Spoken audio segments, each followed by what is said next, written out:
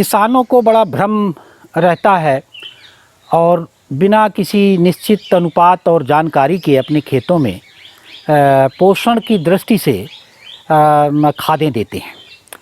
तो जब बुआई करते हैं तब डीएपी दे देते हैं और यूरिया दे देते हैं, जबकि वह डीएपी का मतलब होता है जिसमें फास्फोरस और पोटास है की कुछ मात्रा होती है, कुछ नाइट्रोजन की मात्रा होती है।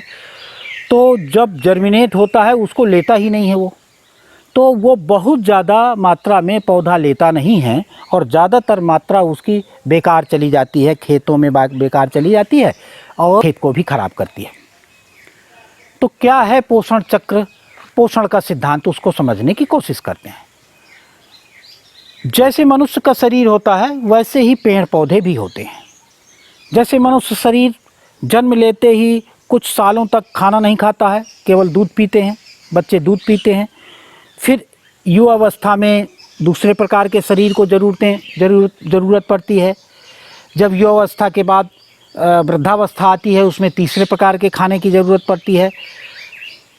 और अगर हमारा आहार संतुलित है तो फिर रोग की कोई बात ही नहीं होती है, अपने आप, माने आहार ही औषधि बन जाता है यदि हम सही तरीके से सही समय पर पौधों को उनका पोषण उपलब्ध करा पाएँ।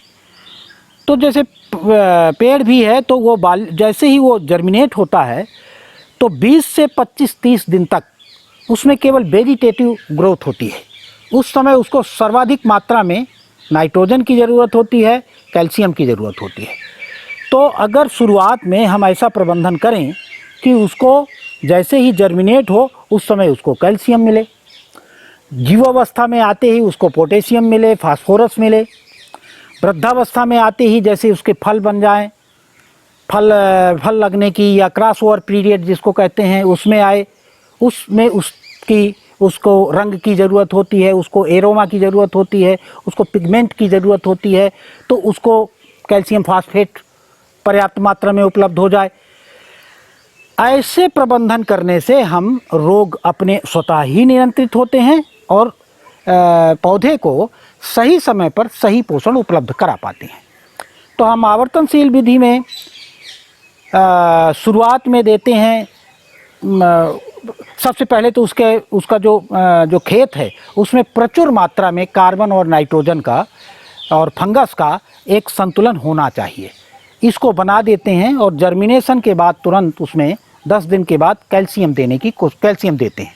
और कैल्शियम मुर्गी के अंडे के छिलके से बन जाता है, गाय की हड्डी से बन जाता है। तो उससे हम कैल्शियम बना के उसके 1-2 स्प्रे दे सकते हैं। जैसे ही क्रॉस ओवर पीरियड आता है, माने वो जो युवावस्था आती है, जब उसमें पॉलिनेशन शुरू होता है, उस समय उसको कैल्शियम फास्फेट की ज़रूरत होती है, उस समय पोटास की भी ज़रूरत पड़ती है। तो पोटेशियम के लिए तंबाकू से पोटेशियम बन जाता है, तंबाकू से पोटेशियम बना के 1 स्प्रे दे सकते हैं।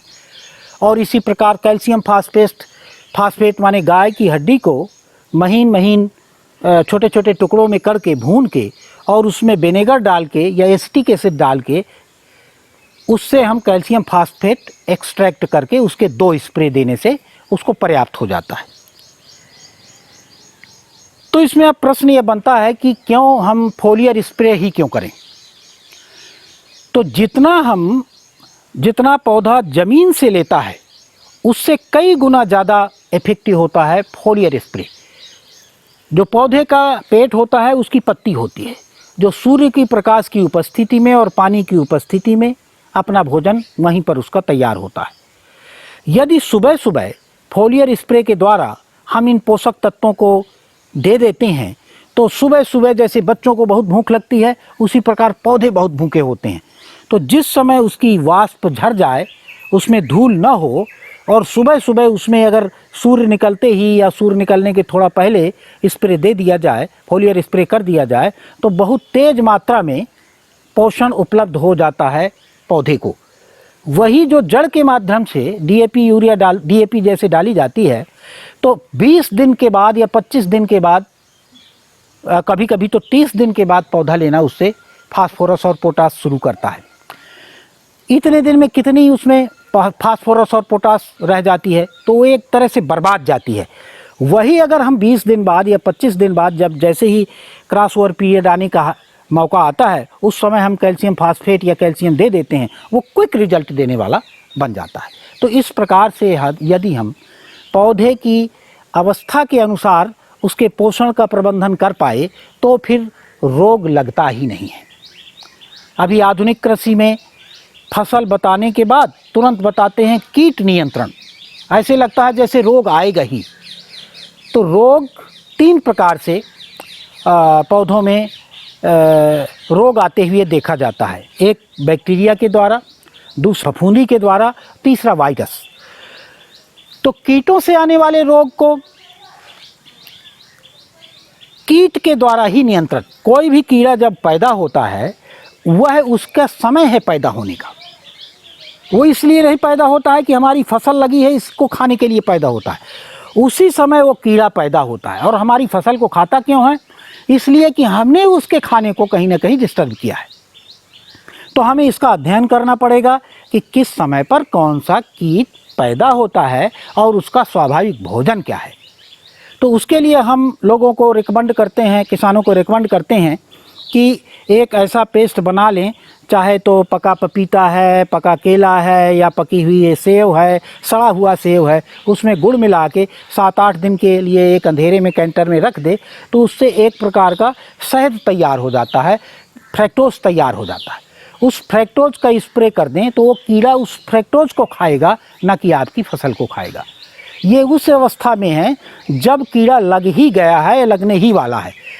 अच्छा तो ये है कि वो कीड़ा का जो भोजन है उसका हम प्रबंधन देख लें क्या है। तो अपनी खेत की मेड़ों को कुछ चौड़ा छोड़ दें और उसमें अपने आप जो उगता है उसको उगने दें। तो ये क्रम बना होता है, जब उसका धरती में कीड़ा बाद में आता है उसका खाना पहले आ जाता है। ये प्रकृति का नियम है। इस प्रकृति में जो भी जीव जंतु इवॉल्व होता है उसके पहले उसका खाना आ जाता है। जैसे गाय का बच्चा पेट से बाहर बाद में आता है, गाय के स्तन में दूध पहले आ जाता है, इसी तरह कीड़े का होता है। तो कीड़े को समझना पड़ेगा उस समय उसका स्वाभाविक भोजन क्या है। यदि वो लग ही गया तो फिर उसको कृत्रिम रूप से फ्रैक्टोज बना के दे दिया जाए, उसको ऐसा घोल दे दिया जाए जिससे उसका जीवन रक्षण हो। यदि हम उस कीड़े को मारते हैं तो दूसरा एक और झंझट पैदा हो जाता है कि वो कीड़ा भी किसी दूसरे मांसाहारी कीट के लिए भोजन के रूप में आया है, तो फिर मांसाहारी कीट के लिए भोजन की कमी हो जाती है। तो फिर वो एक डिस्टरबेंस की चेन चल पड़ती है, जिसका अंत यदि हम केमिकल से करना चाहते हैं तो धरती में दिए जाने वाले, चाहे हम पेड़ पौधों को दें, चाहे धरती को दें, चाहे पानी को दें, अंत में हमें मानव जाति के कैंसर के रूप में या नशाखोरी के रूप में वो केमिकल हमें वापस मिल ही जाता है। पंजाब में कैंसर और नशाखोरी दोनों को निरीक्षण कर सकते हैं कि जो नशे की लत पड़ी वो खेतों में दिया, धीरे धीरे मनुष्य के घर में, परिवार में किसान के परिवार में आ गया वो नशा। वही केमिकल किसान के परिवार में कैंसर के रूप में आ गया। तो इस तरह से कीट प्रबंधन करते हैं। अब फफूंदी की कोई दवा नहीं होती है, ये सब कोई जानते हैं। फफूंदी ही फफूंदी का भक्षण करती है। तो सबसे बेहतरीन क्या है, जब हम खेत तैयार करते हैं तो उसमें जो टहनियाँ हैं, सूखी टहनियाँ हैं, सूखी पत्तियाँ हैं, अगर वो पर्याप्त मात्रा में है तो वहाँ पर फंगस तैयार ही होती है। और वही फंगस दूसरे उस तरह के फंगस को, जिसको माइकोराजा कहते हैं, वो फंगस जब पेड़ में लगने वाले फंगस को पूरा खा ले, वो उसी का भोजन बन जाती है। तो फफूंदी ही फफूंदी का इलाज हो जाता है और एक बैलेंस बना रहता है। यदि हमारे खेत में पर्याप्त मात्रा में कार्बन और फंगी है तो हमारे पेड़ में फंगी का कोई अटैक नहीं होगा। तीसरा अटैक होता है वायरस। हम सब जानते हैं वायरस का कोई इलाज नहीं है। अभी एक प्रैक्टिस करते हैं, जैसे पपीते में लगता है मोज़ेक, या टमाटर में लगता है, या किसी और पौधे में लगता है, गेंदा वगैरह में, तो कहते हैं उसको उखाड़ के दबा दिया जाए। हम इसके लिए रेकमेंड आवर्तनशील खेती में नहीं करते हैं। उस रोग को आप ध्यान से देखें, पौधे के जिस हिस्से में वो रोग लगा है, यदि पूरे पौधे में नहीं लगा है तो, पूरा पौधे में लगा है तो आप उखाड़ सकते हैं। यदि पूरे पौधे में नहीं लगा है तो आप ध्यान से देखें तो पाएंगे वो पौधा भी उस रोग को रोक रहा है। यदि एक डाल में है तो वो पूरी तैयारी कर रहा है कि वो उसको पूरे पेड़ में न फैलने दे। तो हम उसके लिए करते हैं कि पौधे का पोषण बढ़ा हुआ रहे, उसमें कोई परेशान होने की बात नहीं है। यह वैसे ही जितना जितना हम कैंसर को कट लगाते हैं और वो उतना ही फैलता है, ठीक इसी तरह ये वायरस भी होता है। हम जितना जितना इसको मैकेनिकली ब्रेक करते हैं उतना वो पूरे पेड़ में या पूरे खेत में फैलना शुरू हो जाता है। तो यदि किसी क्षेत्र में लगा है तो उसको लगा रहने दें, उसको पोषण दें, आपके उत्पादन अंततः लगभग बराबर बना रहेगा। ऐसा कभी नहीं होता है कि वायरस आया और पूरे खेत को खा गया। तो इस तरह से हम रोग नियंत्रण करते हैं।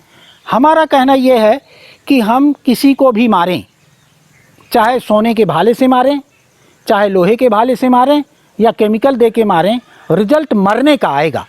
तो अभी जैविक खेती में कीट नियंत्रण के लिए आयुर्वेदिक नुस्खे बनाकर कीड़ा मारने की बात करते हैं, तो रिजल्ट तो कीड़ा मरने का आएगा ना। अब हम उसको केमिकल से मारें या आयुर्वेदिक तरीके से मारें, तो जो कीड़ा मरेगा चेन ब्रेक होगी, उस चेन जो ब्रेक होगी अंततः किसको नुकसान पहुंचाएगा? या तो मानव स्वास्थ्य को या तो उसके उत्पादन को।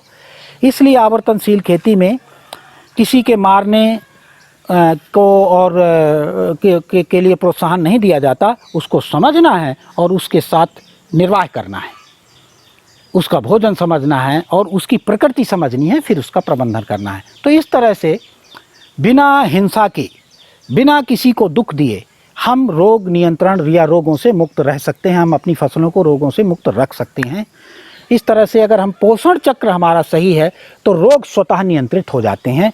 यह पोषण चक्र और रोग नियंत्रण का सिद्धांत। आगे आने वाले वीडियोस की जानकारी समय पर पाने के लिए हमारे YouTube चैनल को सब्सक्राइब करें।